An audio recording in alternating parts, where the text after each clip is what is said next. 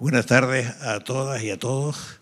Es para mí una satisfacción estar aquí hoy en esta sala a la que he asistido durante muchísimos actos a lo largo de toda mi vida y que de alguna manera pues, me da la bonita sensación de que renueva, después de un largo periodo de tranquilidad, el volver a actuar, a ocuparse de difundir la cultura científica concretamente al gran público. Eso para mí es fundamental. Por tanto, la Fundación de Cajas Agrarias, y en esto sé que está oyéndome su vicepresidenta de la Fundación, la señora Araceli Raimundo, un apellido de prestigio, pues de alguna manera voy a presentarles hoy que vamos a empezar concretamente la primera sesión en donde se va a hablar sobre las extinciones en la vida y en el universo.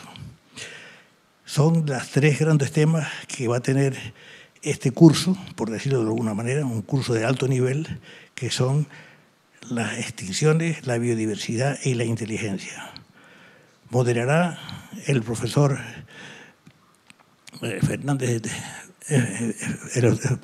Toledo y yo ya creo que mi función ha terminado. Presento al señor Clive Finlayden y a la profesora Montserrat Villar. Ambos son catedráticos de Universidad, el primero, y la segunda es investigadora del Consejo Superior de Investigaciones Científicas, que han tenido bien a venir, digamos, hoy a mantener un diálogo que ustedes van a disfrutar dentro de un momento. Nada más, y muchas gracias.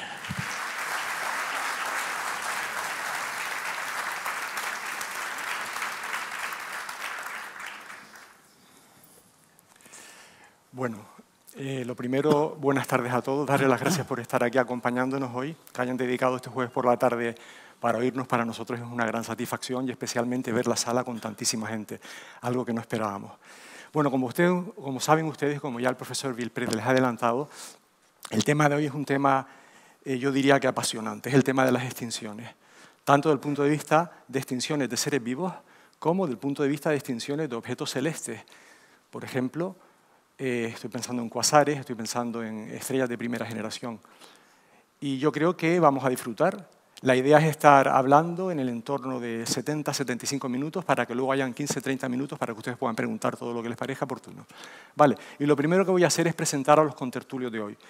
Yo voy a ser el moderador y tengo directamente aquí al lado a Montserrat Villar. Montserrat Villar es una gallega que es astrofísica, de hecho es investigadora científica del Centro de Astrobiología de Madrid. Ella hizo su tesis doctoral en el Observatorio Austral Europeo en Alemania y luego se incorporó al Astrofísico de Andalucía y posteriormente al Centro de Astrobiología de Madrid. Ella además es una amante de las humanidades y también suele encargarse de muchos proyectos de divulgación, por lo tanto es una persona, un espíritu abierto y yo creo que vamos a disfrutar muchísimo con ella. Muchísimas gracias, Montserrat, por estar aquí con nosotros.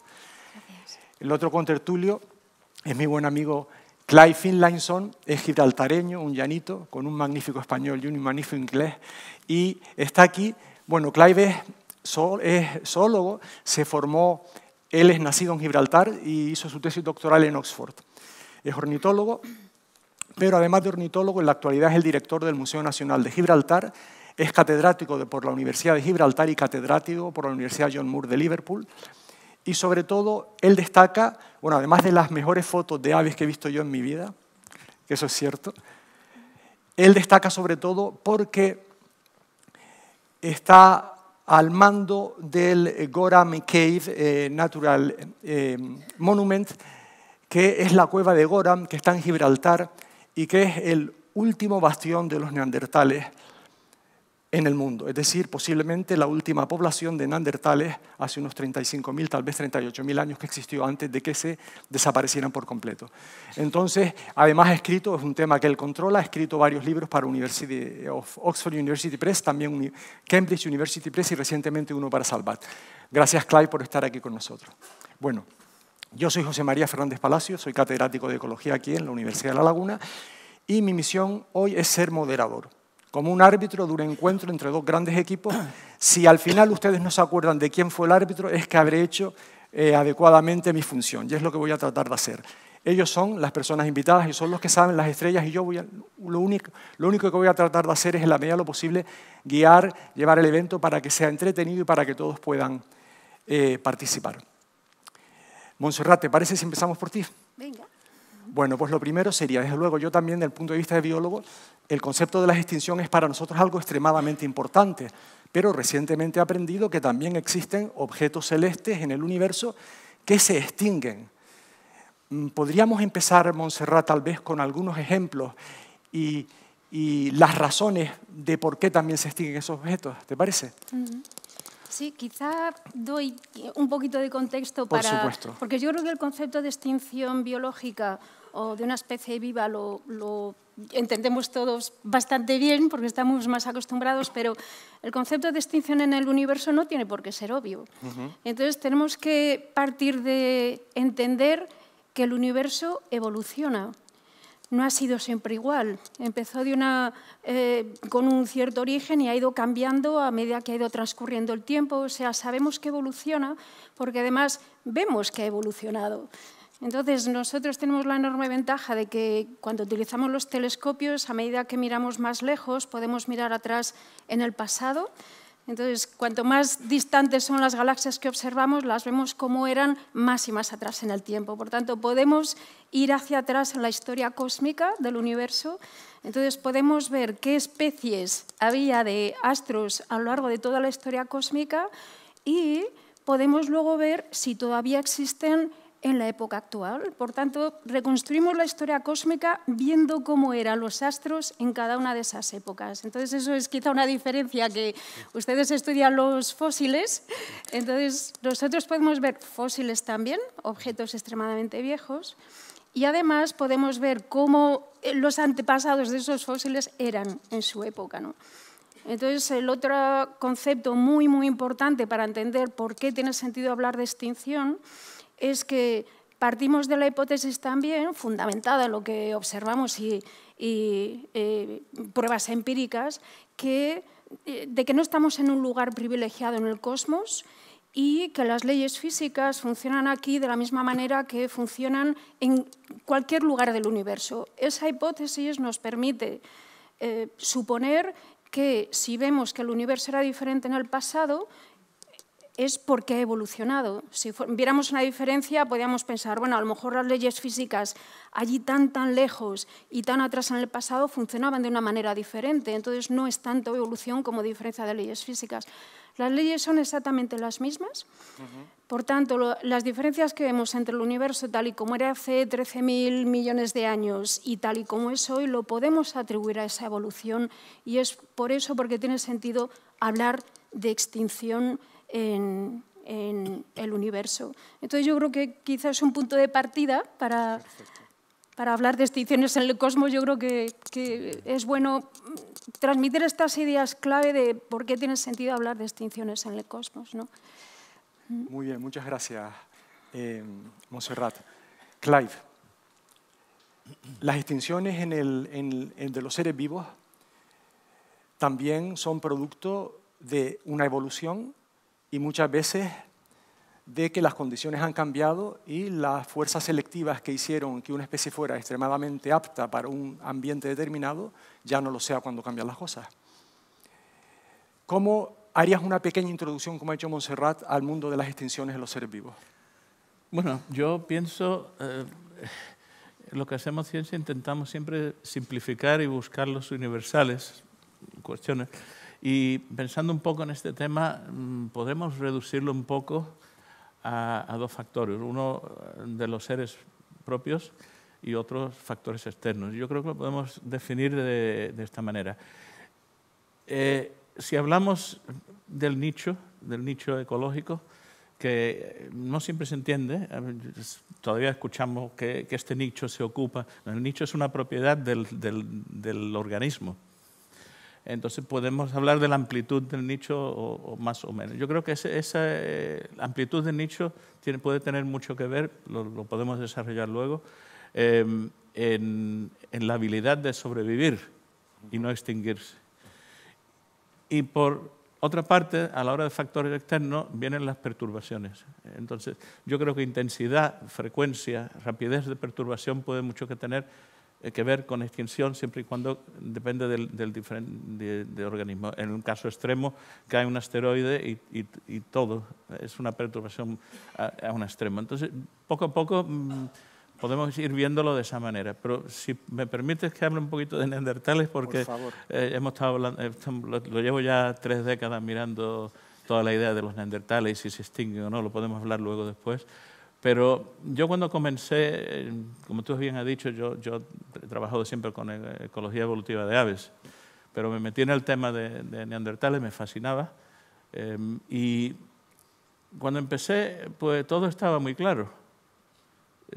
Ojo, cuando las cosas están muy claras, peligro. Bueno, el neandertal ocupaba Eurasia, llegaron los sapiens, nosotros de África, y los reemplazamos. Si yo he aprendido algo en las últimas 3 décadas, es que ahora sé lo poco que sé. Mientras no es tan claro, ni mucho menos, esta historia. Lo podemos discutir y debatir, pero como forma de introducción yo diría que, bueno, a la hora de hablar de extinción orgánica, yo diría que tiene mucho que ver con las propiedades de diferentes organismos y luego de factores externos y la intensidad de esos factores externos. También tenemos otro problema, y no me quiero alargar más ahora, otro problema que igual no sé si os pasará a ustedes, pero son problemas de definición. Cuando hablamos de especies, definimos especies, ya estamos metiendo cosas en casilleros, son cuestiones de clasificación. Y no siempre tiene nada que ver la clasificación con la evolución. Y a veces, por ejemplo, al definir neandertal, ya lo metimos en un casillero, son otros y ya todo el argumento se basa de esta manera. No sé si tenéis problemas parecidos. Y no siempre encajan las cosas en casilleros y nos creamos problemas nosotros mismos por temas de definición. Como introducción, no sé si eso es coherente o no, pero para comenzar. Perfecto. Montserrat, antes comentabas que la propia evolución del universo ha dado lugar a que determinados objetos celestes hayan cumplido su papel y ya no estén presentes. ¿Podríamos decir que es inevitable la extinción de esos objetos? Es que si yo tengo que responder a la pregunta, ¿hay algún tipo de objeto celeste que se haya extinguido por completo? O sea, que no quede absolutamente ningún individuo de esa especie. Y yo creo que la respuesta es que no lo sabemos. Que no lo sabemos. El motivo es el siguiente. Tiene sentido pensar que hubo una primera generación de estrellas en el origen del universo que tenían unas características muy particulares. Tenemos que pensar que el universo comenzó, en su origen se formaron elementos muy ligeros como el hidrógeno, el helio, el litio, algunos elementos muy ligeros, pero todos los elementos más pesados como el oxígeno, el carbono, el hierro, la mayor parte de los elementos más pesados que estos ligeros se sintetizaron en el interior de estrellas. Por lo tanto, las primeras estrellas no pudieron contener elementos pesados, fueron muy particulares porque no tenían esos elementos pesados, o sea que hay una huella muy particular que nos puede indicar si una estrella es de la primera generación, digamos primordial, o es una estrella de generaciones posteriores donde ya vemos que ha habido una contaminación de elementos pesados que nos indica ya generaciones posteriores. Entonces, un tipo de objeto obvio para investigar si se ha extinguido por completo son las estrellas primordiales, la primera generación de estrellas. Entonces, sí que es cierto que tenemos 2 opciones para estudiarlas. Primero, estudiar unas distancias gigantescas del universo, porque nos remontamos a la época, que es lo que estamos intentando en la actualidad con el James Webb, con tecnología cada vez más sofisticada. Queremos remontarnos tan atrás en el tiempo que podamos llegar a esa época donde aparecieron las primeras estrellas. Entonces las podemos ver en esa época. No hemos llegado todavía, pero estamos ahí. Pero la otra forma que podemos hacerlo, de esa forma las vemos cuando nacieron, en su infancia. Otra forma es, vamos a ver si queda alguna estrella tan vieja como el universo. Lo podemos hacer. Es como si un neandertal que se hubiera aparecido, pues no sé cuándo correspondiera, que todavía existiera, que estuviera vivo, totalmente envejecido. Pues eso lo podemos hacer. Vamos a buscar estrellas, tiene que ser muy cerquita para poder identificarlas, tiene que ser nuestra galaxia, que sean tan viejas que puedan ser de esa primera generación y que ha logrado sobrevivir toda la edad del universo desde que se formaron. Y la cuestión es que hay estrellas así en nuestra galaxia. Son estrellas tremendamente viejas que tienen una composición química que es muy, muy cercano a lo que nosotros esperamos de esa primera generación de estrellas, es decir, que están muy, muy poco contaminadas, es casi hidrógeno, helio, estos elementos ligeros, pero sí tienen alguna pequeña traza de elementos pesados. Y ahora la duda está, ¿son estrellas primordiales que han sobrevivido y se han contaminado, pues como han estado en un entorno donde ha habido ya mucho procesamiento del entorno donde están, pues si ha sido contaminado por explosiones de supernova, por otras estrellas que han estallado y expulsado esos metales al entorno, a lo mejor si esas estrellas tan viejas están ahí, quizá han podido contaminarse, o quizá no son exactamente estrellas primordiales. Ha habido ya algún tipo de generación posterior que ha dado lugar. Entonces, es posible que aún hoy haya estrellas tan viejas en nuestra galaxia que ciertamente es una especie en vías de extinción, porque son muy pocas. ¿Terminarían extinguiéndose? Terminarían extinguiéndose como se va a extinguir absolutamente cualquier cuerpo celeste del universo, porque va a haber una muerte del universo que va a acabar con cualquier especie, ¿no? Pero sí que es cierto que fueron mucho más abundantes, mucho más activas en épocas muy remotas en la infancia del universo, ahora son muy escasas, pero es posible, no podemos dar una respuesta definitiva, pero es posible que todavía haya alguna tan vieja que se formó poco después del universo, ¿no? Muy interesante. Clive, te hago la misma pregunta a ti. ¿Fue inevitable la extinción de los neandertales? Para nosotros los neandertales son algo muy especial, ¿no? Imaginarnos que convivimos con otros humanos diferentes es algo que nos llama mucho la atención. Sí. Gibraltar fue el último reducto de los neandertales, todo parece indicar que así fue. Los últimos que vivieron tal vez hace 30 y pico mil, 40.000 años. ¿Fue inevitable su extinción? Bueno, ¿qué opinión tienes? La extinción es inevitable, como has dicho, todo se acabará en algún momento, en ese sentido sí. Pero yo creo que la extinción no es necesariamente inevitable. Y podemos considerar muchos organismos, microorganismos, etcétera, que pueden haber estado viviendo desde el origen de la vida casi, ¿no? Pero la extinción del neandertal, pues yo cada vez más veo que muchas de estas cosas, especialmente cuando estamos hablando de poblaciones pequeñas, y en aquellos momentos las poblaciones de homínidos en general, o homíninos, no sé si existe en español, homíninos. Sí, sí existe. Bien, eran pequeñísimas, pues el factor azar puede ser muy importante, ¿eh? Las poblaciones se hacen muy pequeñas. Entonces, a mí cuando originalmente se me preguntaba qué causaba la extinción del neandertal, yo lo que veía que todo el mundo parece que intentaba decir, bueno, aquí se extinguen, ¿qué pasa aquí en el tiempo? Pero claro, una extinción puede durar paulatinamente miles y miles de años, de una fragmentación de poblaciones, entonces buscar la causa, ¿no? Casi el missing link, la causa entonces sería la pregunta, ¿qué reduce las poblaciones originalmente? ¿Por qué se fragmentan? Y los últimos, ¿por qué desaparecen? En ese escenario, los últimos neandertales pueden desaparecer con condiciones ambientales y ecológicas para ellos favorables, pero el número es tan pequeño que es inevitable. Son la expresión de living dead, los muertos vivientes. Hagamos lo que hagamos, se van a extinguir simplemente por números. Entonces, ¿qué pasa con los neandertales? Pues en mi opinión, el neandertal es un homínido que ocupa Eurasia, es eurasiático, y ocupa Eurasia con bastante éxito por 200, 300.000 años. Que se dice pronto. Que se dice pronto. Que es más de la historia de los humanos modernos.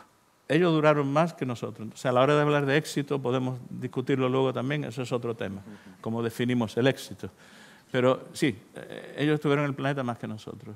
Entonces ellos ocupan Eurasia y hay un toma y dacas de poblaciones, se fragmentan, siempre y cuando con los datos limitados que tenemos. Llegamos a un periodo sobre los 60.000 años, llamámosle estadio isotópico 3, que se caracteriza. Los estadios isotópicos, hablamos de los pares y los impares. Los pares generalmente son fríos, secos, los impares son interglaciales, cálidos, etc. Pero el estadio isotópico 3, que debería ser cálido, es un poco anómalo, porque nunca llega a ser un interglacial cálido en sí. Y se caracteriza por grandes fluctuaciones climáticas. Las curvas hacen eso todo el tiempo. Eso quiere decir que no solo el impacto que sea de frío en el hemisferio norte, sino de la variabilidad de esos impactos. Entonces, muchos organismos pueden recuperarse, pero cuando se están recuperando viene... Entonces, ese estadio isotópico 3, que empieza en 60.000 años, define, en mi opinión, la extinción de los neandertales. Si es que, luego podemos hablar también si es que se extinguieron. Yo llevo 2% de genes neandertales con mucha honra y eso ya lo hablaríamos después.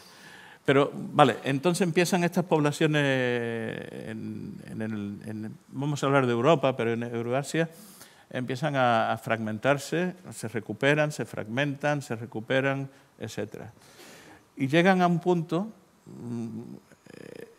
es que, claro, tengo que explicar varias cosas, pero lo intentaré hacerlo en fase. Se van fragmentando y las últimas siempre están en las partes más meridionales. La península ibérica en particular, el suroeste de la península ibérica en particular, es un último reducto de ello. ¿Por qué pausé ahí para explicar esto? Porque toda la vida, cuando yo empecé, todo el mundo decía que la morfología neandertal estaba adaptada para el frío, es una adaptación.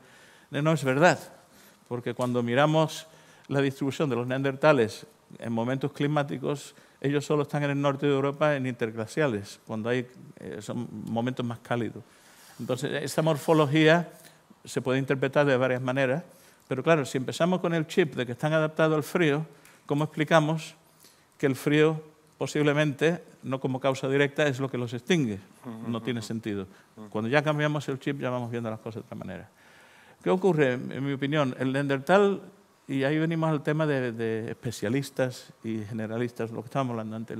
El neandertal, a través de su historia, tiene una morfología y es un homínido muy bien adaptado a sistemas boscosos. Es cazador de emboscadas, se acerca, tiene una morfología muy para acercarse bien a los animales, cazarlos, etcétera, etcétera, etcétera. ¿Qué ocurre? Y ahí viene un poco la introducción también de cuando vienen las perturbaciones y son rápidas. ¿Qué ocurre en Eurasia en este momento de estadio isotópico 3? Poco a poco, y yendo ya hasta el máximo glaciar, que es el estadio isotópico 2, lo que son los bosques de Europa, de Eurasia, se convierten en estepa tundra. Se acaban los árboles. Entonces el neandertal, como homínido inteligente, pues intenta adaptarse, vemos cambios de tecnología, pero claro, tiene una morfología que eso no se cambia en 2 minutos. Y claro, de ser cazador de emboscada a ser cazador de pursuits, de persecución, es muy complicado. ¿Qué ocurre? En ese momento hay otros homínidos que llamamos sapiens, que incluso tienen talón de Aquiles, otra morfología más esbelta, son corredores de fondo, y tienen la suerte de que se encuentran en ese momento en una situación en Eurasia de tundra parecida a las sabanas de donde viene, con muchos animales y con técnicas de caza de proyectiles, etc. Tienen una morfología, tienen la suerte de que en ese momento las condiciones les son favorables. No tiene nada que ver con el frío. El frío lo que hace y la sequía es cambia el medio. Los neandertales que acaban en los refugios en el sur, eventualmente, en mi opinión, se extinguen puede ser, pues no lo sé, simplemente cuestión de números. Endogamia, early effects, pueden ser muchos efectos que las poblaciones están pequeñas que se extinguen. Y los sapiens, por llamarlo de esa manera, también tiene sus complicaciones, pues se van expandiendo. Cuando yo empecé a estudiar esto, todo el mundo decía que la coincidencia que Paul Melas de Cambridge lo llamaba The Impossible Coincidence, era que si estaba Neandertal y luego el Sapiens, este extinguía al otro. Entonces yo siempre preguntaba, ¿eso cómo lo sabemos? Yo no tengo la habilidad de ir atrás en el tiempo, pero sí tenemos cuevas con yacimientos y tenemos estratigrafía. Entonces lo más antiguo está debajo, en teoría, y siempre me contestaban, es que tú tienes niveles de Neandertal y luego tienes los Sapiens encima. Entonces Sapiens viene y echa al otro, y yo decía, bueno, pero esto tiene dos interpretaciones, la que usted me dice, o que hasta que este no se va, no entra el otro, y en la estratigrafía lo veo igual. ¿Cómo lo distingo? Eso es importante también conocerlo. Para acabar ahora, porque hay mucha interrogante, pueden salir de esto, vamos a hacer un thought experiment, un experimento mental. No sé si la traducción es correcta. Está bien. Si en el momento que están los sapiens entrando en Eurasia y se están retrocediendo los neandertales, en vez de impactos fríos que crean la estepa, el cambio climático es en la otra dirección, igual hoy somos neandertales aquí discutiendo la extinción de los otros. Con algún porcentaje de sapiens en el genoma. Sí, muy bien, muy interesante. La sí, por favor. Sí, Montserrat. Cuando ha dicho que bueno, te trato de tú. Por supuesto. que tenemos un 2% de ADN neandertal, eso significa que se conoce cómo era el ADN de los neandertales. Sí, tenemos el genoma completo. Sí, sí. ¿Cuál es el ADN más antiguo de cualquier especie que se puede rastrear? ¿Hasta cuándo se puede ir atrás en el tiempo con el ADN? Pues no te lo puedo decir, no sé si José María puede, pero desde luego el problema con el ADN que tenemos, por ejemplo, y los genomas, esto pueden ser de 60.000 o alrededor, pero creo que se está intentando. Con las técnicas nuevas se puede sacar más. El problema que tenemos es casi todo el ADN que tenemos neandertal fósil. Sí. Neandertal fósil son de situaciones de clima frío y seco donde el ADN se conserva mejor. Nosotros, por ejemplo, en Gibraltar estamos intentando, hemos podido sacar algo, pero claro, en climas húmedos y cálidos el colágeno del hueso se desnatura y es muy difícil. Pero con las técnicas nuevas se necesita cada vez menos y menos y se está pudiendo conseguir. Igual que se puede conseguir en sitios donde antes no se conseguían, igual se puede retroceder más en el tiempo. Sí. Pero decenas de miles de años, siendo generoso, ahora mismo, pero claro, pero tenemos el genoma completo. El punto, al decir que yo tengo el 2%, sí. Si me permites, seguro tienes 2 o 3% tú y todo lo que somos reservas. Pero igual el 2% tuyo, el tuyo y el mío no es el mismo. Entonces, si hablamos del gene pool, ¿cómo serían? El conjunto de la humanidad. El conjunto de la humanidad, pues se estima que puede hasta el 20%, otros estiman más, del genoma neandertal está en nosotros todavía aún. Entonces, es una cuestión quizás más filosófica, pero bueno, ¿se extinguieron en realidad o siguen dentro de nosotros en alguna manera? Sí. Pero eso ya es otra cosa, ¿no? Vale, muy bien, claro. Montserrat, se me ocurre una forma de ligar un poco la extinción de los objetos celestes y de las especies vivas es hablar de la biosfera, porque la biosfera también tiene fecha de caducidad. Nuestra biosfera, nuestro planeta, creo que tiene fecha de caducidad, ¿es así? ¿Nos puedes hablar un poquito más de ello? Sí, podemos pensar cuál es el futuro de la Tierra. Vamos a imaginar que no hubiera cambio climático, vamos a soñar, pero sí, la Tierra tendría una fecha de caducidad por el Sol. El Sol es una estrella que es una estrella bastante normalita, una de las más de 100.000 millones de estrellas que hay en nuestra galaxia.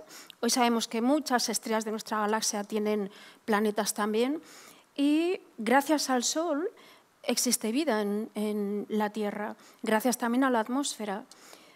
Pero sí que va a llegar un momento, lo que pasa que faltan pues, quizá como varios miles de millones de años, en que el Sol también va evolucionando, se va transformando y su brillo va a aumentar como un 10%. Con ese 10% ya eso significa que la vida en la Tierra va a tener problemas, ¿no?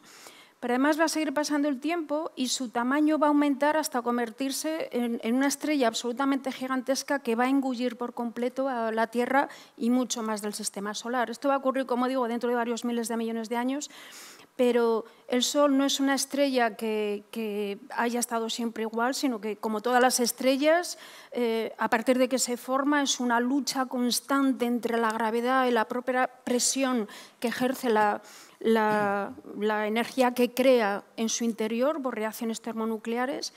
Entonces, en el momento en que se vaya agotando ese combustible que tiene dentro, la gravedad va a ir ganando terreno, pondrá en marcha otros mecanismos que se pueden activar cuanto mayor es la temperatura del interior. Va a ser siempre esta guerra entre la gravedad y la presión que trata de oponerse a la gravedad para tratar de llevar siempre al equilibrio a la estrella. Pero va a llegar un momento en que, digamos que va a estallar, se va a hacer una estrella gigantesca. No va a estallar, perdón, no es el término adecuado.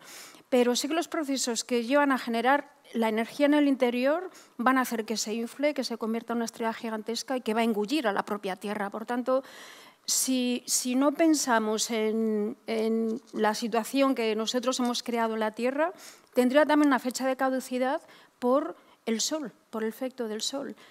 Y bueno, luego podemos pensar también en otros fenómenos que podrían ser aleatorios, pues ahora que está de moda el choque de un asteroide, por ejemplo, qué posibilidad hay de que haya una colisión, pero bueno, no está claro que eso extinguirá toda la vida en el planeta, pero lo que sí que sería, digamos, una sentencia de muerte para la vida en la Tierra sería la propia evolución del Sol, ¿no? Y cabría esperar que ese panorama ocurriera también en otros sistemas solares donde pudiera haber también vida. Claro, efectivamente. Porque limitar la existencia de la vida a nuestro planeta, ¿qué opinión te merece? Pues la opinión, voy a decir la opinión y la realidad. Vale. La opinión, además, bueno, no es una opinión, o sea, es algo que está totalmente asentado en todo lo que hemos aprendido en las últimas décadas acerca de dos cosas, acerca de cómo es el universo y acerca de cómo la vida apareció en la Tierra y cómo ha evolucionado. En cuestión del universo, hace tan solo, pues en la década de los 90 del año pasado, no conocíamos planetas fuera de nuestro sistema solar. Desde entonces se han descubierto miles de planetas en torno a otras estrellas de nuestra Vía Láctea, lo llamamos exoplanetas, y hemos buscado, la búsqueda apenas acaba de comenzar. Entonces, esos otros mundos de los que hace miles de años ya soñábamos si podría haber otros mundos en torno a otras estrellas, existen. Hemos vivido la época fascinante de descubrirlos y ahora la cuestión es si existe vida en ellos o no. Entonces, que esa estimación de esta frecuencia de los planetas nos lleva a extrapolar a que tiene que haber trillones de planetas en el universo, por tanto, ya por argumentos puramente estadísticos, sí que nos da el optimismo de decir, porque va a ser la Tierra el único mundo donde apareciera la vida, ¿no? Pero hay más. También, a partir de lo que hemos conocido en la Tierra, porque claro, si queremos especular acerca o reflexionar y buscar vida en otros mundos, es inevitable pasar por definir, entender qué es la vida, la única vida que conocemos, que es la de la Tierra. No hemos descubierto vida fuera de la Tierra, no tenemos evidencia de vida más que la que conocemos aquí. Pero sí que es cierto que hay una serie de cosas que hemos aprendido que también nos hacen ser optimistas. Por ejemplo, hace unas décadas pensábamos que la vida estaba limitada a unos rangos muy, muy específicos, pues, de ciertas condiciones que definen la probabilidad de vida, temperatura, densidad, salinidad, pH, etcétera, ¿no? También hemos aprendido que hoy la vida existe en condiciones absolutamente extremas, de temperaturas extremas en fumarolas, donde se alcanza los 100 grados, una salinidad extrema. Son los extremófilos, son vidas que podrían parecer de ciencia ficción, pero lo cierto es que la vida es muy, muy resistente. Entonces, combinando lo que hemos aprendido acerca de cómo apareció la vida en la Tierra, con todos sus misterios, pero hemos aprendido mucho, y cómo ha evolucionado tanto por cuestiones de azar como la propia evolución natural. Y lo que conocemos también en el cosmos, sí que tenemos motivos fundados para pensar que la vida tiene que existir ahí fuera, que probablemente es abundante. Otro motivo, las moléculas, los ladrillos de la vida, las moléculas necesarias para que apareciera la vida, pues el agua fue fundamental, el carbono, están prácticamente por cualquier sitio del universo. O sea, aquí no ha habido una química privilegiada, única, que nos diferencie de otros lugares del universo. No, esos elementos básicos para la vida están por todo el universo. Claro, tenemos que tener en cuenta que estamos muy, muy sesgados porque estoy argumentando, la ciencia argumenta en base a la única vida que conoce. Es el único ejemplo, pero también tiene sentido, la estrategia tiene sentido, porque la otra opción es pensar, bueno, vamos a imaginar otro tipo de vida, ¿cómo sería la vida en los lagos de hidrocarburos de Titán? ¿Cómo es esa vida? No tenemos ni idea. No tenemos ni idea, claro. Entonces, entraríamos en una espiral especulativa de la que sería imposible salir. Por tanto, aunque estemos encorsetados, pero sí que es cierto que todo este aprendizaje acerca de la vida en la Tierra, acerca de todos esos entornos, esos miles de exoplanetas, nos hacen ser muy optimistas desde el punto de vista de los argumentos científicos. El optimismo no nos lleva a nada, nos impulsa, pero no demuestra que haya vida. El siguiente paso es buscarla.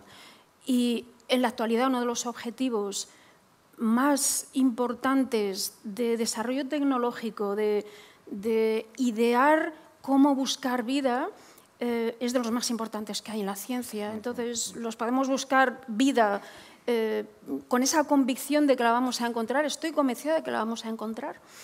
La podemos buscar tanto en mundos cercanos, pues como Marte, que es un lugar protagonista para la búsqueda de vida, en otros mundos del sistema solar, como lunas de Saturno, de Titán. Hay otros mundos aquí en el vecindario donde quizá la vida prosperó en el pasado, quizá todavía existe vida y la estamos buscando. Claro, cuando pensamos en exoplanetas, es decir, planetas que hay en torno a otras estrellas, ahí hoy por hoy es imposible mandar tecnología. Nos tenemos que limitar a estudiarlos desde aquí, con nuestros telescopios, nuestros satélites espaciales, y podemos hacer distintos métodos, idear distintos métodos para tratar de identificar esa vida. Esto sí que está empezando, pero bueno, la forma en que se está intentando es estudiar de qué están hechas las atmósferas de esos planetas. Perdona, ¿esperamos que esa vida sea... ¿Tenemos la expectativa de que sea microorganismos o algo más avanzado? No podemos... Porque, claro, yo siempre recuerdo en estas cosas la frase de Stephen Gould cuando habla de evolución.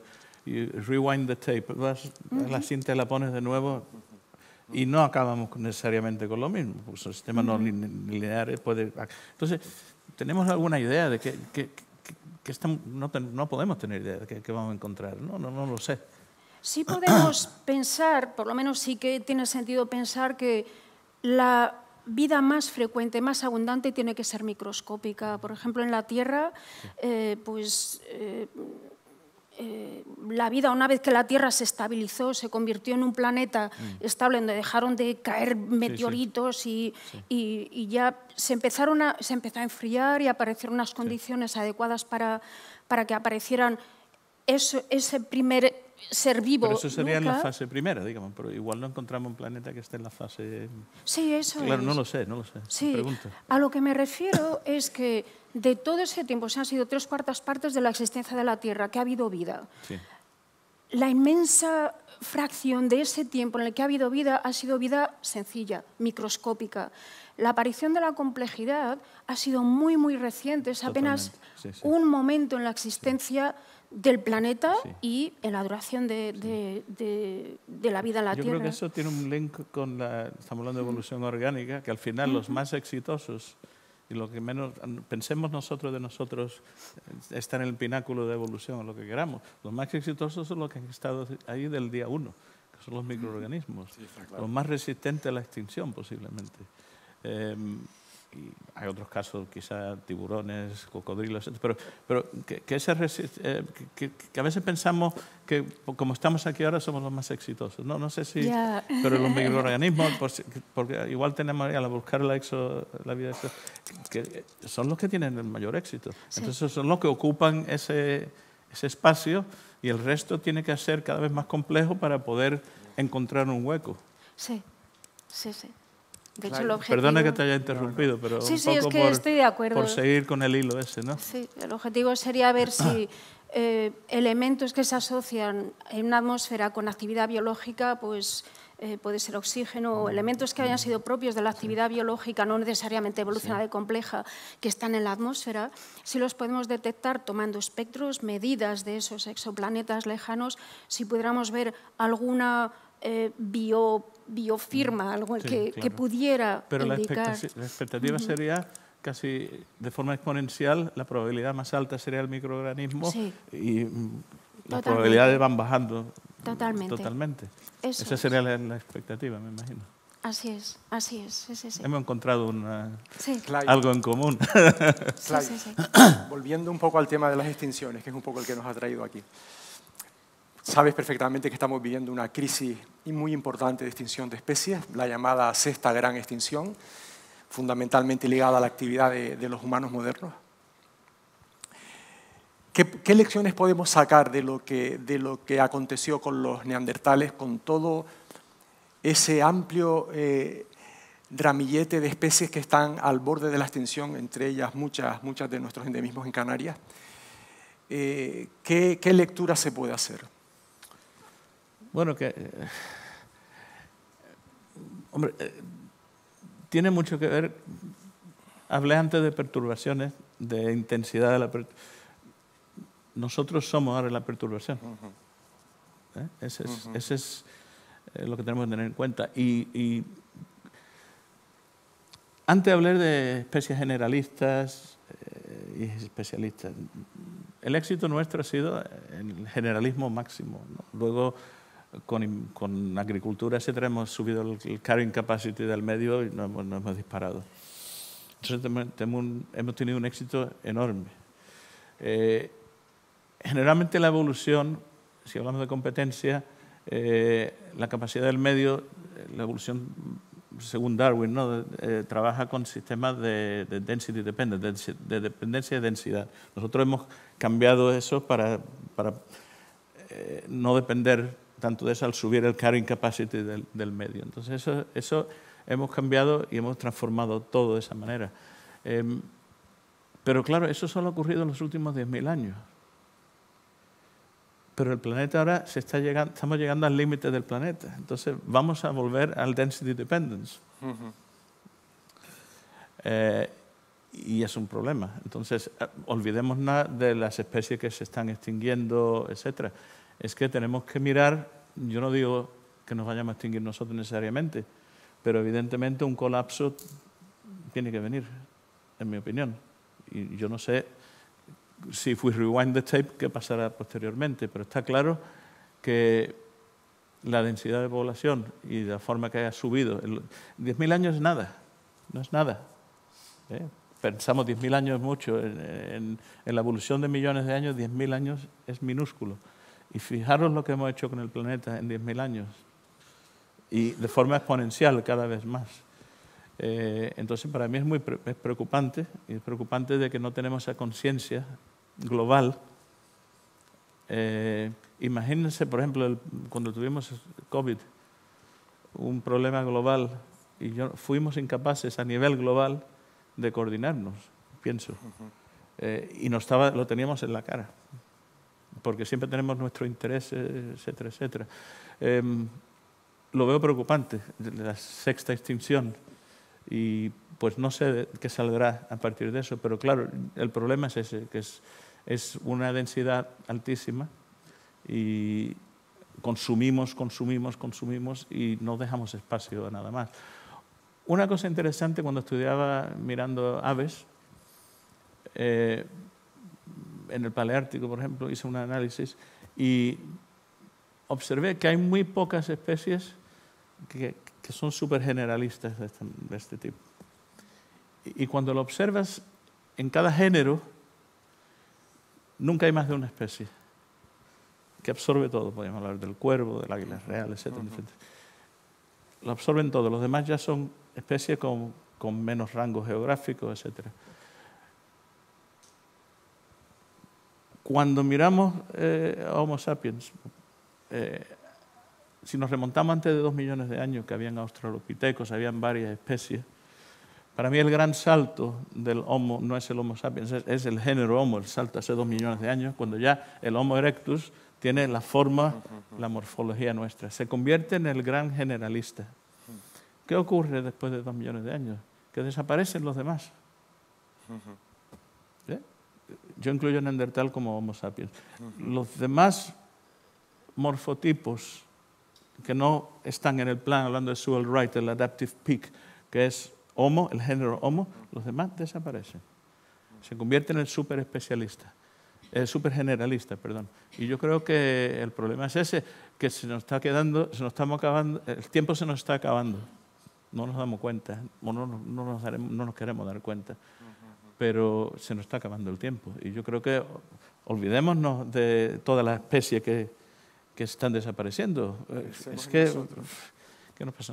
Y los ejemplos en islas son clásicos, evidentemente. Vayamos aquí o vayamos donde vayamos, las extinciones cuando hemos llegado. ¿Por qué? Porque es un microcosmo, pero claro, si el planeta se convierte en esa isla, el problema es el mismo, a otra escala. Pero es lo mismo. Y tenemos el modelo de lo que ocurre en Canarias, el modelo de lo que ocurre en Hawái, por ejemplo. Ese es el modelo. A esa escala. Muy bien. Montserrat, ¿y el universo también acabará extinguiéndose? Es decir, cuando ya se extingue absolutamente todo, incluido el universo.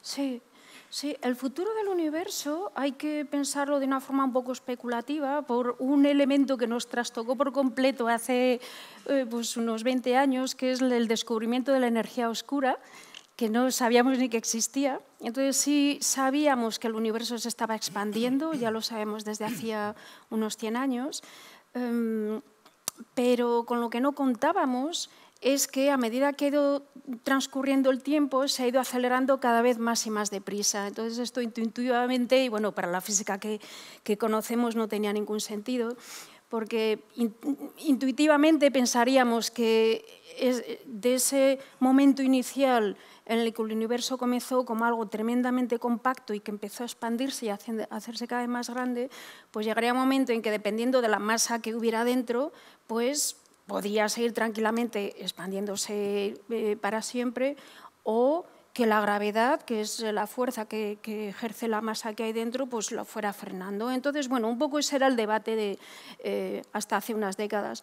Pero hace unos 20 años se descubrió que la aceleración ni se frena, ni se sigue tranquilamente, sino que a medida que vas transcurriendo el tiempo, la expansión del universo se va acelerando. O sea, hay algo ahí que no sabemos lo que es, que está haciendo una presión que se opone a la gravedad. Lo hemos llamado energía oscura y no tenemos ni idea de lo que es, porque tenemos que entender que el universo, el 95% de lo que contiene, no sabemos lo que es. Sabemos que es el 5%, pues lo que forma nuestros cuerpos, los átomos, eso un 5%.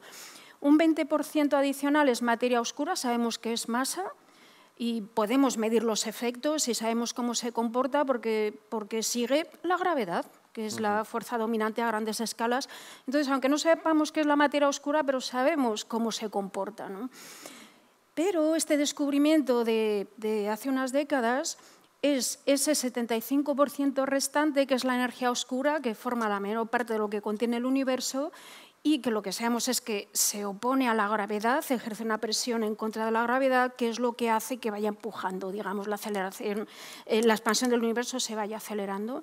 Entonces, aunque no sabemos lo que es, sí que podemos describir matemáticamente cómo se comporta la energía oscura. Entonces, esas ecuaciones matemáticas que describen el comportamiento de la energía oscura nos pueden dar idea de cómo va a evolucionar el universo. Y, de acuerdo con esas ecuaciones que tienen que que hacer una descripción real de cómo es el universo actualmente. Si yo le doy un 75% de ingrediente de energía oscura que se comporte de esta manera, ese comportamiento tiene que ser capaz de explicar por qué la historia cósmica del universo, que podemos verla, como antes decía, podemos ver cómo era el universo en cada época de su historia, y cómo se comporta la energía oscura tiene que ser coherente con lo que observamos en el universo. Aunque no sepamos lo que es, pero por lo menos el comportamiento debemos ser capaces de describirlo de una manera consistente con las observaciones. Entonces, de esa manera sí que podemos limitar y cómo va a ser el final del universo, y la incertidumbre está en que no sabemos cómo se va a comportar la energía oscura. Sabemos cómo se comporta ahora, pero no sabemos si va a evolucionar con el tiempo. Pero bueno, sí que es cierto que dentro de esta parte más especulativa y también más científica también hay una mezcla. Lo más probable es que la expansión del universo continúe tranquilamente para siempre, para siempre, para siempre, para siempre, porque el universo, eso sí que es termodinámica pura, va a tender a un estado donde la entropía es máxima, que significa que vamos a llegar a una muerte térmica donde absolutamente no hay gradiente de nada. Va a haber radiación solo, van a desaparecer las estrellas, los planetas, nosotros, va a quedar solo radiación. Va a ser un universo en un equilibrio total y absoluto, donde no va a pasar nada, salvo que la cuántica, porque va a seguir habiendo efectos cuánticos, y cuando hay efectos cuánticos hay probabilidades de que ocurran cosas. O sea, que si pensamos en término macro, si pensamos en un sistema que sea todo constante, temperatura constante, presión constante, todo igual, está en equilibrio, no pasa nada. Pero si pensamos en términos cuánticos, sí que pasan cosas. Puede haber energía del vacío que dé lugar quizá a otro universo. De la misma manera que el universo empezó por algún fenómeno cuántico, es posible que en ese universo muerto, totalmente inerte, donde no queda absolutamente nada, por efectos cuánticos, quizá se genere otro universo. Otro universo que desarrollaría los pasos, la ontogenia del actual. No lo sabemos. No lo sabemos. Aquí sí que entramos en la especulación. O sea, lo que parece más probable es esa muerte del universo, donde todo va a acabar. Ahora que de esos efectos cuánticos pueda aparecer otra vez como esas pequeñas inhomogeneidades que en el origen de nuestro propio universo fueron haciéndose cada vez más grandes para dar lugar a esas acumulaciones de masa que se unieron para formar estrellas, para formar galaxias, etc., pues podría ser que de esas inhomogeneidades cuánticas vuelvan a aparecer otro cosmos, que no sabemos si va a ser igual, si va a ser diferente. Entonces, según pensemos en lo macro, más la termodinámica, donde todo muere, pero la cuántica sí queda un margen para una probabilidad de que vuelva a surgir otro universo, pero no lo sabemos. Ahí es donde contamos un poco con la parte también más... Yo creo que una frase que siempre se usa mucho es: la historia se repite. No necesariamente. No necesariamente. Exactamente, Efectivamente. porque tenemos ese tópico, ¿no?, como que siempre podemos aprender de la historia, pero no necesariamente. Sí. Sí, es una especulación totalmente, que no se puede descartar. Vamos a ciegas, ¿no? Claro. Eso es, sí. Monse, ¿y le podemos poner fecha a esa muerte térmica del universo? Pues sí, hay, pero bueno, que son miles y miles de millones de años. Que no nos tenemos que preocupar a corto plazo. Eso es, no. Antes nos extinguiremos nosotros. Váyanse tranquilos esta noche a casa. Bueno, pero si no nos extinguimos, pues... Clive, justo te lo iba a preguntar. Vamos a suponer que los humanos modernos nos extinguimos. Somos incapaces de desarrollar una tecnología antes de que el Sol se haga gigante roja y nos invada por completo. Y vamos incluso más antes, mucho antes de que ocurra eso, por el camino que vamos, estos 8.000 millones de habitantes que no tenemos ningún tipo de respeto para nada en este planeta, Imagínate que ocurre cualquier acontecimiento y nos extinguimos. Eso no quiere decir que la vida no continúe y que la vida no sea tan absolutamente maravillosa como es en la actualidad sin los humanos en el planeta. No, la vida continuará. Al margen de nosotros. Hombre, mira, yo no quiero meterme en temas, pero cuando hablamos de cambio climático, que evidentemente es real, pero yo me pregunto, cuando yo miro atrás del pasado, siempre ha habido cambio climático. Mi primer comentario es, bueno, ¿por qué nos preocupamos? Sé que porque somos causantes, en parte, ¿vale?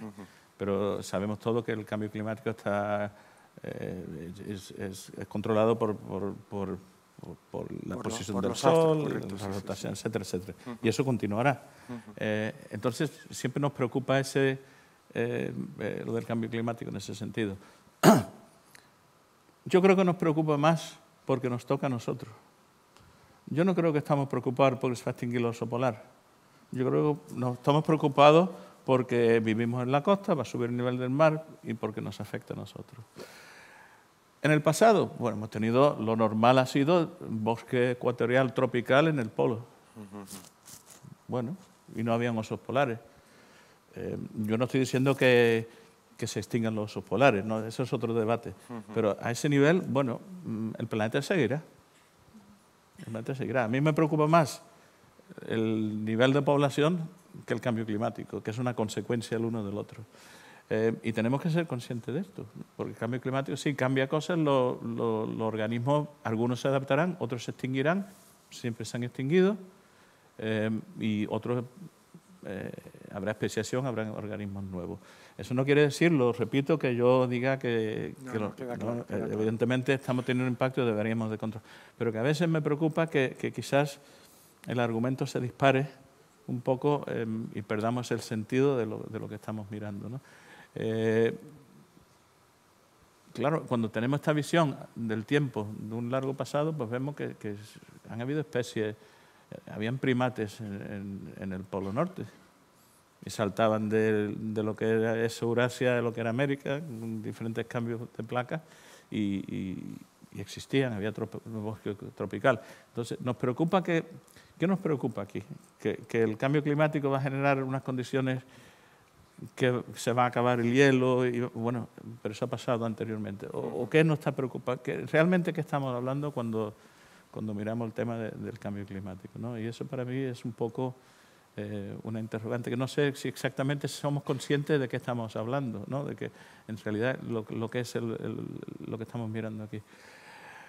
Luego, a nivel de cambio climático, hay cosas que pueden ser contraintuitivas, ¿no? Sabemos mucho ahora de todos estos cambios, variabilidad climática del pasado, tenemos mucha información. Pensamos que al calentar el planeta todo se va a ir calentando de una manera, pero sin embargo, por ejemplo, sabemos que hay eventos como los eventos Heinrich del pasado. Eventos Heinrich son eventos de duración un milenio, sumamente fríos. ¿Qué causa un evento Heinrich? Más fríos que los máximos glaciares. ¿Qué causa un evento Heinrich? Un calentamiento que genera el calving, el desplazamiento de los icebergs, se sueltan de los glaciares, enfrían el Atlántico, los icebergs entran por el estrecho de Gibraltar al Mediterráneo y causan un enfriamiento. Entonces, un calentamiento global causa un enfriamiento a otra escala, a escala milenial. Entonces, es tan complicado que entender todo esto es muy, muy difícil, ¿no? Bueno, de hecho, hay una teoría bueno, que tiene defensores, no es mayoritaria, que habla de que de facto el deshielo de Groenlandia lo que está haciendo es acelerar la llegada del nuevo máximo glacial. Claro. Porque de todas formas, un máximo glacial nos toca, astronómicamente nos toca. Nos tocaría.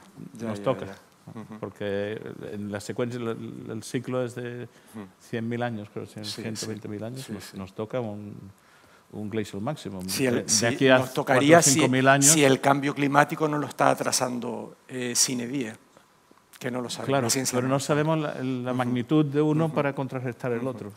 Pero claro, estos ciclos son de aproximadamente 100.000 años y nos toca un interglacial. Entonces, el último, estamos en un interglacial, nos toca un glacial. El último interglacial, hace 125.000 años, el estadio isótopico 5E, sin efecto impacto nuestro, fue más cálido que el actual. Entonces el nivel del mar global subió, y lo podemos ver, por ejemplo, en las cuevas de Kora, el nivel del mar subió 5 metros. Y el ascenso y el descenso puede ser rapidísimo. En décadas puede ser estos cambios. De forma totalmente natural, sin nosotros tocar nada. ¿Y qué lo provoca? ¿Algo de la estructura interna del planeta? ¿Algo del Sol? No, es la rotación del planeta con el Sol, la distancia al Sol, el tilt y el wobble. Esos tres en combinación generan estos ciclos, al menos en los últimos 2 millones de años ha sido así. El tilt, y genera son ciclos, bueno, de 100.000 años, y luego superpuestos dentro de esto hay otros más pequeños. Pero son esos tres factores. Distance, perdona que lo diga en inglés. Yo no sé si cómo me permite lo tradujo. ¿Cómo es wobble en español? Excentricidad de la órbita, Bamboleo. la inclinación del eje de rotación y la precesión de los equinoccios, que determina si el verano o el invierno está en el afelio o en el perihelio. Y son ciclos aproximadamente de 100.000 años. Y luego están estos factores pequeños como los Heinrich Events, o cambios, por ejemplo, en el pasado que hayan habido de tectónicos, ¿no? El levantamiento del Tíbet cambió el monzón del southeast al suroeste, etcétera, etcétera. Pero esos son factores, pero el overarching, sistema es astronómico, totalmente. Sí. Y eso no lo vamos a cambiar. Sí. Nos toca un frío. Bueno, estamos ya casi en la parte final para seguir el horario al que nos comprometimos. Montserrat, ¿podrías hacer un resumen para cerrar tu intervención por ahora antes de las preguntas de la extinción en los objetos celestes y las repercusiones que ellos pueden tener para nuestra vida? Sí. Bueno, yo creo que la idea fundamental que yo quería transmitir es entender por qué tiene sentido hablar de extinciones en el universo, porque no tiene por qué ser obvio. O sea, que si el universo hubiera sido siempre igual, no tendría sentido hablar de extinciones, ¿no? Pero sí que es cierto que el universo ha evolucionado y lo vemos que ha evolucionado. Podemos rastrear la historia cósmica desde una pequeñísima fracción de segundo después de formarse hasta la actualidad. Podemos rastrear la historia cósmica y vemos que era muy diferente en el pasado de lo que es ahora. Y a partir de eso, y a partir de que también objetos individuales, las estrellas, las galaxias, todos estos elementos, estas especies que hay en el cosmos también evolucionan. Entonces, a la pregunta de si ha habido alguna especie que se ha extinguido por completo, yo diría que no podemos afirmarlo categóricamente, porque incluso los que ya están cerca de ser ya pues, una población pues, minoritaria, digamos, pero no creo que podamos decir taxativamente que ha habido objetos en los cosmos de los que no queda absolutamente ningún elemento, pero sí que ha variado mucho la población, ¿no? Entonces, con respecto a qué supondrá para nosotros, hombre, que va a haber extinciones seguro, ¿no? Se va a extinguir absolutamente todo lo que hay en el universo. Y lo que va a suponer para nosotros, es que a mí me gusta pensar lo que ocurre en el cosmos al margen de lo que nosotros nos suponga, ¿no? Entonces, el universo sigue su camino, las extinciones no son ni buenas ni malas y sigue su camino. Entonces, que el Sol, por ejemplo, su camino evolutivo hacia apagarse, hacia convertirse en una estrella muy diferente a la que es hoy, pues borrará la vida de la faz de la Tierra si no ha ocurrido antes por otros procesos, pero ciertamente hay fenómenos astronómicos de distinto tipo, tanto sean aleatorios como el choque de un asteroide o fruto de un proceso evolutivo natural como puede ser la evolución de una estrella, que realmente tiene una importancia enorme en cómo ha aparecido la vida y cómo ha ido evolucionando, ¿no? Esa es una pregunta interesante. Si no hubiera caído ese meteorito, si hubieran extinguido los dinosaurios, ¿estaríamos aquí? Seríamos brontosaurios y tiranosaurios en plena charla. ¿Quién sabe? ¿Quién sabe? Y todos ustedes triceratops. Eso es. Sí. Muy bien. Clive, tu turno para cerrar el debate. ¿Qué crees que podemos haber aprendido del tema de las extinciones? Me gustaría, si me permites, por supuesto, cerrar con algo que me interesa ahora bastante, y están saliendo unos papers muy interesantes últimamente. Y es, hablando de homínidos, por hablar, cómo escaparse de la extinción. Y algo que quizás no lo hemos visto, no lo hemos mirado los biólogos tanto, seguro que algunos sí, pero es la hibridización. Una de las cosas podemos hablar que cuando entran los sapiens, por llamarlo de una manera, que vienen los africanos, entran en Eurasia, lo que estamos viendo ahora es que existe hibridización con los neandertales. Ya no es que lo eliminamos, hibridizamos, intercambiamos genes. Bien. Hablamos al principio de perturbaciones, rapidez de perturbación.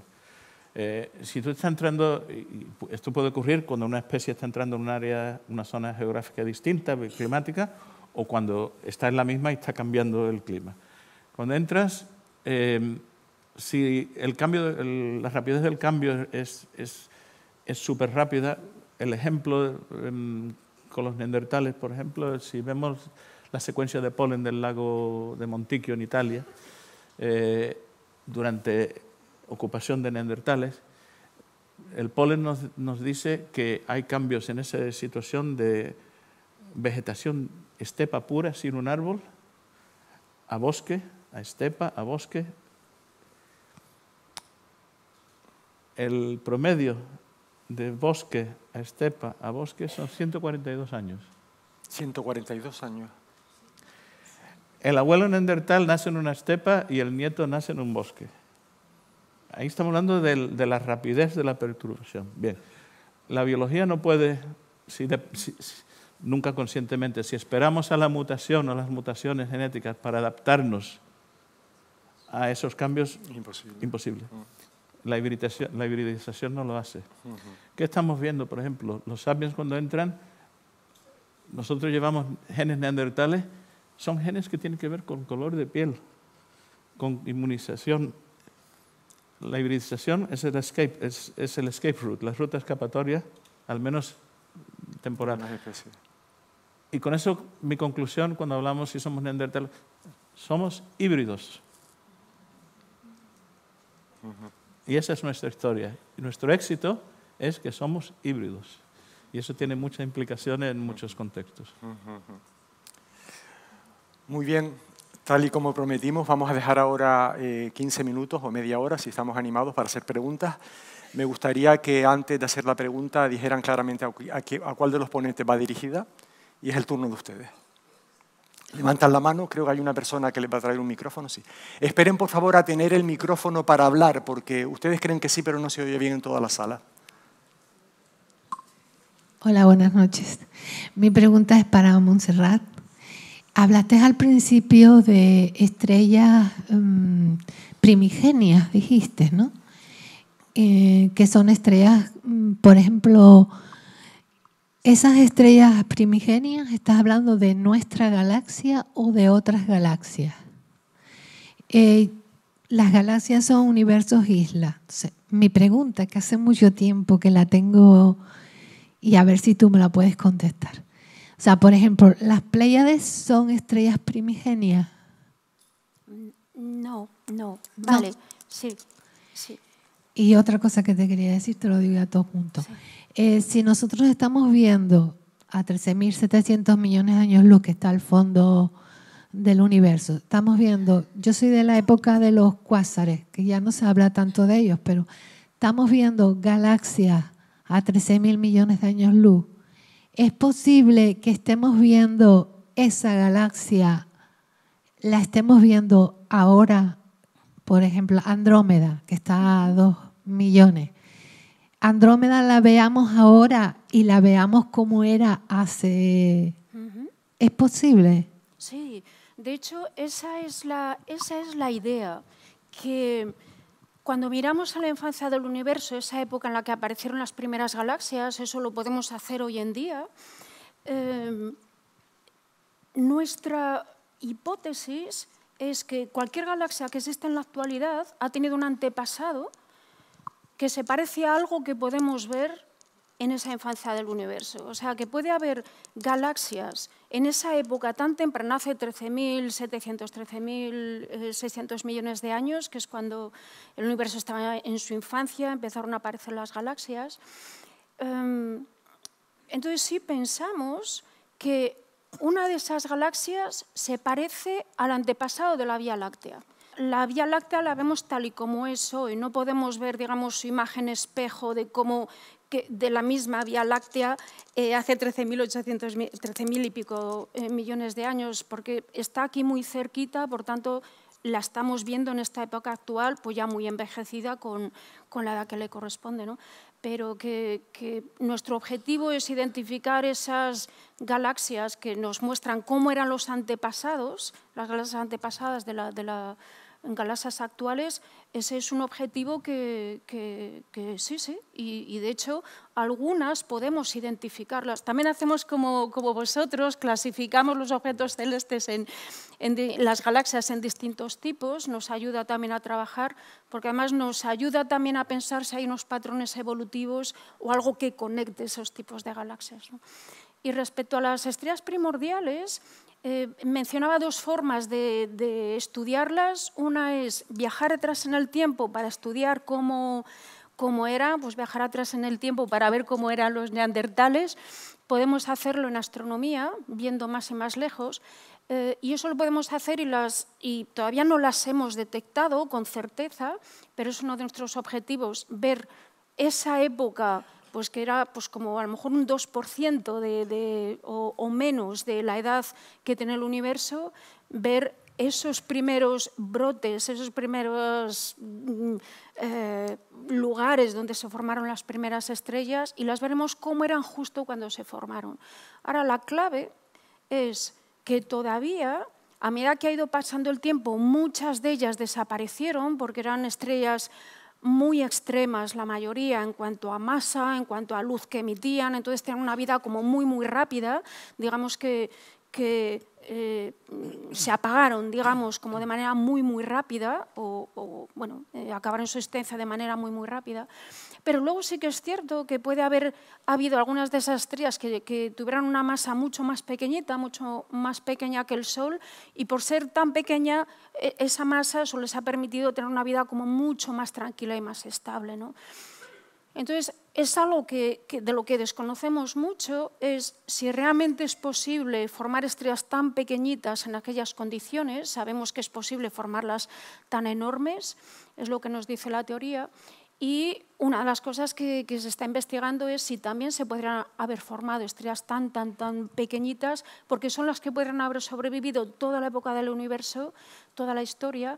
Y estas estrellas que vemos en nuestra propia galaxia, por tanto las vemos en la época actual y tan viejas casi como el universo, que decía antes, y que quizá son un reducto de esa población primigenia que han logrado sobrevivir, entre todas las demás que ya dejaron de brillar, o si quizá es un producto muy viejo, pero algo donde ya ha habido algún proceso evolutivo. Entonces, eso no podemos responderlo, pero podemos estudiarlo de esas dos maneras, ¿no? Tanto cuando nacieron, que tenemos que mirar muy lejos en el universo para irnos a la infancia, o en este universo ya muy envejecido, y si queda algún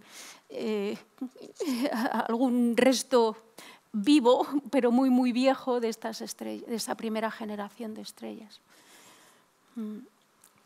Muy bien. ¿Aquí hay otra pregunta? Sí. ¿Aquí? Hola. ¿No? Ah, bueno.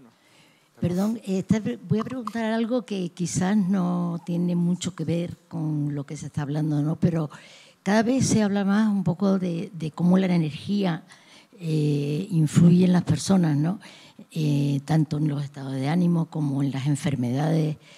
Entonces, aunque estos cambios de los que habláis, claro, son de miles de años y tal, ¿hay alguna ciencia que estudie, o no sé si vosotros, o alguna ciencia que estudie exactamente cómo a día de hoy estos pequeños cambios en el cosmos afectan al ser humano, a nuestro ser humano de ahora? Claro. Yo he hablado un poco de los cambios, digamos, que cómo afectan el clima, y a través del clima afectan los medios y la conducta de los diferentes homínidos. Más allá de eso no sé. No sé si lo está relacionando usted un poco, a lo mejor, con el tema de la astrología, que los planetas puedan influir en nuestra vida. ¿Es por ahí por donde lo...? Vale. Sí. Bueno, la idea básica de la astrología es que los planetas, incluso las estrellas, dependiendo de las épocas de la historia, se ha planteado de distintas maneras, pero la premisa es que según la posición de los planetas en las constelaciones del zodiaco, pues pueden influir de una manera o de otra en nuestras vidas, en nuestro futuro. Podemos incluso tratar de anticiparnos a ese futuro pues conociendo la posición en la que estaban los planetas cuando yo nací, por ejemplo, pues en principio se podría saber cómo es mi personalidad, ¿no? Entonces, todo esto que tiene miles de años, ha habido muchas culturas que han creído esto, pues desde Babilonia, Sumeria, China, en muchísimas culturas. Sí que es cierto es que es falso. Yo siento mucho ser tal, pero es que no hay otra forma de... De verdad es que no caben florituras, es que no es cierto, ¿no? Entonces, es una... No hay, influye la luna en nosotros, pues porque lógicamente tiene su efecto en la vida de la Tierra, pues tanto las mareas como son fenómenos totalmente naturales, ¿no? Pero esta influencia astrológica de pues las energías cósmicas o los planetas no es cierto, no es cierto. Sí, por favor. Hola. ¿Se oye? Sí, Hola. sí. ¿Habla? Sí. Hola, buenas noches. Sí. Hola, buenas noches. Bueno, primero deciros que la verdad es que vuestra charla pues despierta mucho la imaginación y se me han ocurrido dos cuestiones que plantearos, una a cada ponente. Yo soy profesor de biología y la verdad es que en este caso hay una cuestión muy reciente que ha surgido que quiero plantearla a Montserrat y que un poco cambia un poco el paradigma o uno de los modelos del universo. Realmente, como antes comentabas, ¿no? La ciencia se basa en modelos y es falsable y continuamente se elaboran modelos nuevos, vamos a hombros de gigantes. Me gustó mucho la referencia que hacías de que podemos cuantificar nuestra ignorancia con respecto al universo, ¿no? En un 95%. Y una de las cosas recientes que a mí me ha llamado la atención y que te quería preguntar, porque no tengo ningún tipo de contraste a esa noticia, es que se ha descubierto que el tiempo entre las galaxias discurre a una velocidad diferente y que si eso realmente es así, y el tiempo-espacio al final están relacionados, ¿no? Que todo este concepto de que la energía oscura, que supone un 50 y pico % del universo, pues que realmente a lo mejor no existe. Wow. Y claro, es una cosa muy novedosa de la que no tengo referencias ninguna y claro, teniéndote a ti aquí como referente, pues te quería preguntar si sabías algo al respecto y si es un bulo o realmente eso es así. Vale, sí, de la primera parte, bueno, ya nos lo dijo Einstein, que el tiempo no se comporta de la misma manera en todos los lugares. El tiempo cambia con la masa. Por ejemplo, cambia también con la velocidad. O sea, el tiempo no es algo lineal que es exactamente igual en cualquier lugar del universo. Parece ciencia ficción, pero es algo que planteó Einstein en sus ecuaciones de la teoría de la relatividad y general y que se ha demostrado en multitud de ocasiones. Entonces, si nos acercamos a un campo gravitatorio intensísimo provocado pues, por una masa gigantesca, por ejemplo, o por ejemplo en las cercanías de un agujero negro, el tiempo va a transcurrir de una manera más lenta de lo que puede ocurrir en otros lugares del universo. Por tanto, ese cambio de comportamiento del tiempo y del espacio con la gravedad es algo que ya se plantea hace más de 100 años y que está muy, muy demostrado. También el espacio cambia, la masa deforma el espacio y así explicamos la gravedad. O sea, que esa idea de que es una fuerza que ejerce el Sol sobre los planetas, los atrae, que fue algo que planteó Newton y que desde el punto de vista práctico nos sigue sirviendo mucho, tenía sus problemas y tampoco describía la naturaleza de la gravedad. Einstein describió la naturaleza de la gravedad y es esa deformación del espacio y del tiempo. Por tanto, sí, eso es así. El tiempo cambia dependiendo de a qué velocidad se mueva una partícula y el campo gravitatorio, o sea, que cambia, ¿no? Lo que dices de que hay una nueva teoría que que invalida la existencia de la energía oscura, la desconozco, pero lo voy a investigar desde luego. Muy bien, muchas gracias. Y la otra cuestión era para Clyde, y es que recientemente también, pues creo que no es una noticia nueva, pero me llamó mucho la atención el descubrimiento de un alga eucariota con un orgánulo que era un nitroplasto, que era capaz de fijar el nitrógeno atmosférico.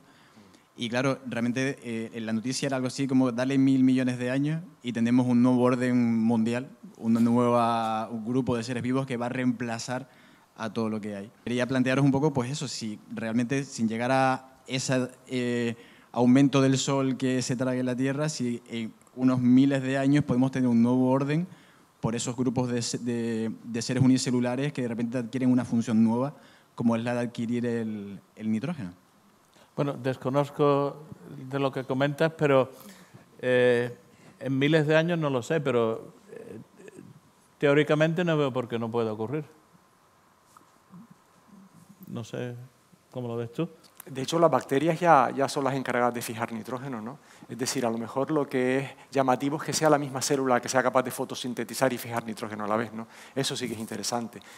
Y eso sí, yo creo que también lo leí o lo vi hace poco en algún sitio y también me llamó mucho la atención porque hasta ahora ese tipo de organismos que fuera capaz de fotosintetizar y fijar nitrógeno simultáneamente, creo que no se conocían, ¿no? Y sí que es llamativo.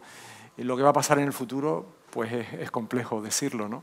Pero sí que se crea una nueva situación que hasta ahora era desconocida, ¿no? Lo que sí sabemos que cuando ocurren cosas así puede ser muy rápido. Sí, puede ser rápido. Entonces puede ser un proceso rápido. Entonces, totalmente. Estamos casi, Antonio, ¿una pregunta tienes? Sí, el micro.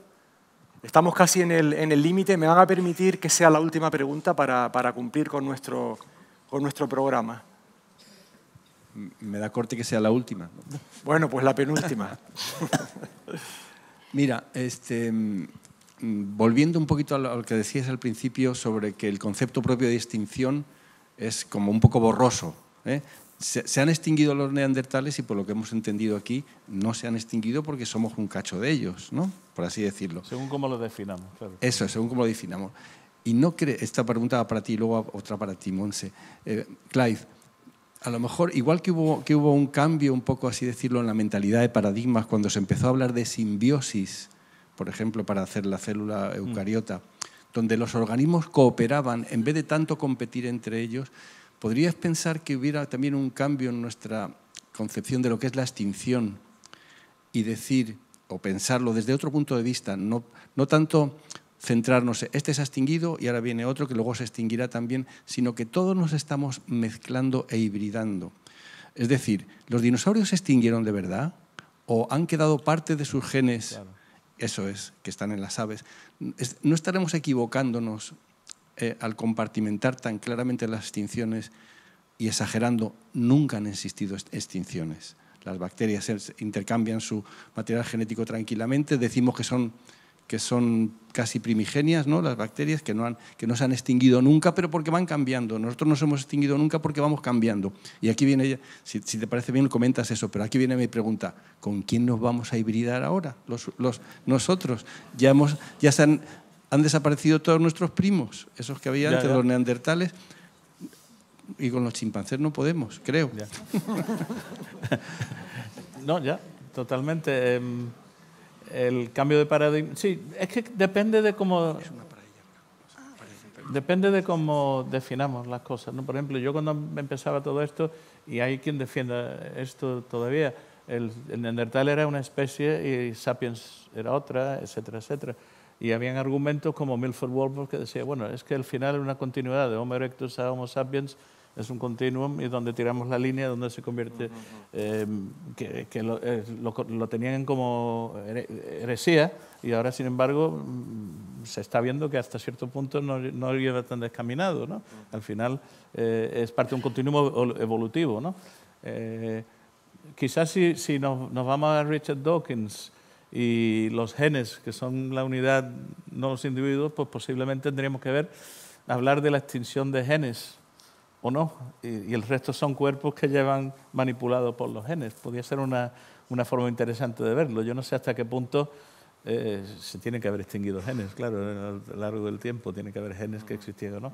Pero lo que tú vas hablando, si se va evolucionando, evolución es otra escapatoria, digamos, de la extinción, si lo vemos de esa manera. Es interesante, pero al final es definición, es como lo definamos. Y si me permiten, estaba para Montse entonces. Si miramos a nuestro alrededor en el universo, los objetos más brillantes y más luminosos que conocemos, como los dinosaurios del pasado, son los cuásares, que tú has trabajado en galaxias activas y sabes muy bien. Si tú le dices ahora mismo a un biólogo que hay algo que tú ves, pero que en 100 o en 200 millones de años ya no está, te va a decir, oye, eso está extinguido. Entonces, los cuásares más cercanos que vemos están a centenares de millones de años y no hay ninguno aquí cerca, porque los veríamos que son muy luminosos. Mi pregunta es, ¿estos se han extinguido de verdad? Porque no hay ninguno que veamos que sea más joven de 100 o 200 millones de años como poco. ¿Sería una, entre comillas, especie de astro también extinguida? Sí, no creo. Pero bueno, primero explico lo que es un cuásar. Las galaxias como nuestra Vía Láctea, sabemos desde hace varias décadas que la mayoría, más grandes, en fin, muchas galaxias en el universo sabemos que contienen en sus centros unos agujeros negros de masa enorme, que llamamos supermasivos, porque pueden tener masas equivalentes a 100 millones de... medido utilizando el Sol como unidad, pues como 100 millones de masas solares, 4 millones de masas solares, el de la Vía Láctea, etc. En fin, tienen agujeros negros de masas gigantescas. Eso es algo que hemos aprendido y que es un elemento, un ingrediente común a muchas galaxias. Ahora, en un porcentaje de estas galaxias, quizá como un 10%, puede variar, ¿no? Pero el agujero negro se activa porque recibe material de su entorno, puede ser que se traga gas que hay cerca o una estrella que se va aproximando, en fin. Ese material que se va aproximando peligrosamente hasta el agujero negro va a poder activar el agujero negro en el sentido de que se ponen en marcha mecanismos extremadamente energéticos que podemos estudiar. Uno de esos mecanismos extremadamente energéticos es que son grandes generadores de potencia, grandes generadores de luz. Entonces, en un volumen diminuto que puede ser pues, poco más del tamaño del sistema solar, pues puede emitir tanta luz pues, a lo mejor como una galaxia entera, como docenas de galaxias. Por tanto, son fenómenos tremendamente energéticos y porque es esa luz tan intensa que no podemos explicar de ninguna otra manera, salvo procesos relacionados con la gravedad del agujero negro, la llamamos galaxias activas. Y esta fase de activación de los agujeros negros no es permanente. Las galaxias activas más luminosas, las más brillantes, las más potentes que conocemos son los cuásares, que decía Antonio, que precisamente porque son tan brillantes los podemos detectar hasta prácticamente los confines del universo que podemos observar, tan lejos como podemos observar. Entonces, es una fase que puede durar como 10 millones de años, puede variar un poco la fase en la que está activo ese agujero negro, pero que una galaxia no está siempre activa, un cuásar no está brillando a toda potencia durante toda su existencia. Al contrario, puede ser a lo mejor como una pequeña fracción de la edad de la galaxia está dedicada a esa activación, ¿no? Entonces, una posibilidad es que muchas galaxias, no lo sabemos, que esa fase de activación del agujero negro que produce estos fenómenos tan extremos sea algo inherente a todas las galaxias que tienen un agujero negro. No lo sabemos, pero imaginen que tenemos una habitación llena de bombillas y las estamos observando durante un año. Cada bombilla es una galaxia, ¿no? Entonces, en un momento dado, a lo mejor vemos 3 bombillas encendidas que equivaldrían a 3 galaxias que se han activado. Ahora va a llegar un momento, pues después de unos días, por ejemplo, donde esas bombillas se van a apagar, se van a encender otras. Es decir, es una fase en la evolución de las galaxias que podría ser una parte inherente a la evolución de las galaxias. Es algo que investigamos, pero es una posibilidad. Si todas las galaxias, por lo menos las que son un poco grandotas, contienen agujeros negros supermasivos, ¿por qué no podrían pasar todas por esa fase de activación y quizá varias veces durante toda su existencia. Entonces hay algo que está encendiendo el agujero negro, hay algo que lo está apagando y al final necesitamos dos cosas. Primero, que haya combustible para que pueda alimentar el agujero negro y activarlo. Ese no es un problema, tampoco se necesita tanto, pero también, y aquí puede estar la clave, que haya un mecanismo capaz de transportarlo hasta el agujero negro.